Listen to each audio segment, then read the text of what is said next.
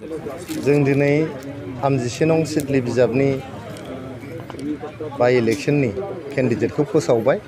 आरो केन्डिडेटखौ जोङो बयबो रायजो राजाजों रायज्लायनानै गुबुन गुबुन दल संगठनफोरजों सावरायलायनानै आरो जोंनि एनडिएनि पार्टनार्सफोर बिजेपि एजेपि आरो इपिपिएल मोनथाम हान्जाया ज' सावरायलायनानै जोङो जोंनि इपिपिएलनि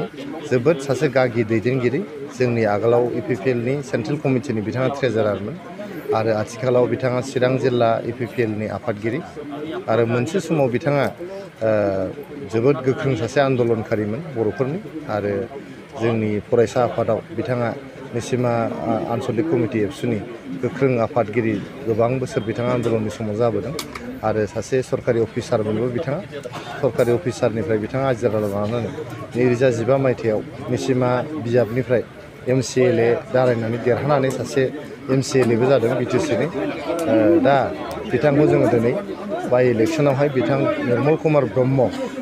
आदाखौ दिनै बिजाथि होनो मोननानै इपिपिएल हान्जाया जोबोद गोजोननाय मोनदों आरो आं फोथायो रायजो राजाया बयबो बिथांखौ अनसायगोन बिथांनो बयबो थाब्रा थाब्रा भट होगोन आरो जों गोबां बिबाङावहाय नैबे बाइ इलेक्शनखौ जोङो देरहानो थांगासिनो दं।